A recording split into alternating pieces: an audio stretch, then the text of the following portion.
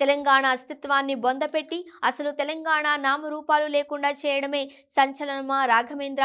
మీ tweet వెనుక అర్థం పరమార్థం ఏంటి? అసలు ఈ రోజు ఇద్దరు సీఎంల కలయిక వెనుక అజెండాను సెట్ చేసింది ఎవరు? మీరేనా? మీలాంటి తెర వెనుక వ్యవహారాలు చక్కబెట్టేవాళ్ళ?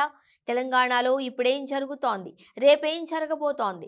నాబోటి తెలంగాణ వాదులను, స్వరాష్ట్రం కోసం కొట్లాడినోళ్లను తొలిచివేస్తున్న ప్రశ్నలు ఇవి. సరే, ఇద్దరు ముఖ్యమంత్రులు విభజన సమస్యలపైన, దశాబ్ద కాలంగా పరిష్కారానికి నోచుకోని అంశాలపైన భేటీ అవుతున్నారనే అనుకుందాం.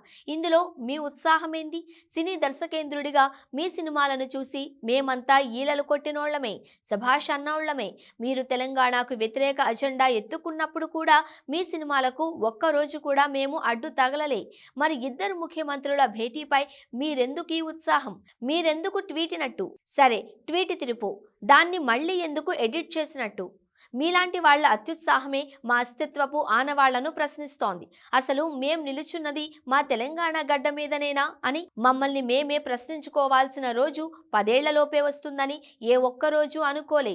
తెలంగాణ గడ్డపై పసుపు హోర్డింగులు, పసుపు తోరణాలు, ఏపీ సీఎం చంద్రబాబుకు అంతటి ఘన స్వాగతం యాదృచ్ఛిక ఘటనలేనా? వాటి వెనుక ఇంకేదైనా అజెండా ఉన్నదా?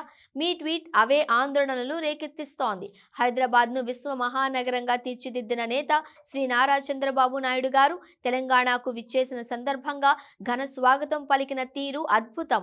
ఈ గురు శిష్యుల కలయిక ఎన్నో సంచలనాలకు నాంది కావాలని కోరుకుంటూ మీ రాఘవేందర్ రావు అని మొదట ఎక్స్లో పోస్టు చేసిన సినీ దర్శకుడు కె రాఘవేందర్ రావు కొన్ని నిమిషాలలోనే హైదరాబాద్ను విశ్వ మహానగరంగా తీర్చిదిద్దిన నేత శ్రీ నారా చంద్రబాబు నాయుడు గారు తెలంగాణకు విచ్చేసిన సందర్భంగా ఘన స్వాగతం పలికిన తీరు అద్భుతం.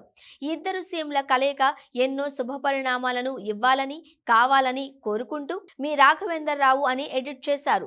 గురు శిష్యుల కలయిక ఏవో సంచలనాలకు నాంది పలకబోతున్నట్టుగా రాఘవేందర్ రావు కొండ బద్దలు కొట్టేశారు. చంద్రబాబుపై కొందరు అతిగా ప్రేమ చూపించడం, ఆయన చెప్పే అబద్ధాలకు ప్రచారం కల్పించడం సర్వసాధారణం. తన ట్విట్టర్లోనూ అవే అబద్ధాలను రాఘవేందర్ రావు గారు మరోసారి వెల్లవేశారు. టీడీపీ ఉనికి లేకముందే బేగంపేటలో ఇంటర్నేషనల్ ఎయిర్పోర్ట్ ఉంది. ప్రపంచ స్థాయి వ్యాపారాలకు భాగ్యనగరి వేదికగా ఉండేది. దక్షిణ భారతదేశంలోనే మొట్టమొదటి కరెంట్ వచ్చిన నగరం హైదరాబాద్. అప్పటి బ్రిటిష్ ఇండియాలో భాగంగా ఉన్న చంద్రబాబు నాయుడు ఊరు, రాఘవేందర్ రావు ఊరు. ఏపీలోని ప్రముఖ నగరాలన్నింటికీ కిరోసిన్ దీపాలే దిక్కైన రోజుల్లోనే హైదరాబాద్లో కరెంట్ స్ట్రీట్ లైట్లు వెలుగులు విరజిమ్మేవి. నిజాం హయాంలోనే ఈ ప్రాంతంలో ప్రఖ్యాత విద్య, వైద్య సంస్థలెన్నో పురుడు పోసుకున్నాయి.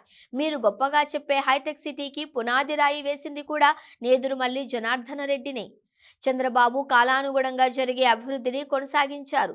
ఆ తర్వాత రాజశేఖర్ రెడ్డి, రోసయ్య, కిరణ్ కుమార్ రెడ్డి సైతం అభివృద్ధిని కొనసాగించారు. కేసీఆర్ ఏలుబడిలో హైదరాబాద్ అభివృద్ధిలో కొత్త పుంతలు తొక్కింది. ఇవేవి చెరిపేస్తే చెరిగిపోయేవి కావు. రాఘవేందర్ రావు కళాతృష్ణను ఆస్వాదించి తీరుతాం, కానీ అబద్ధాలు వల్లెవేస్తామంటే మాత్రం ఒప్పుకోం.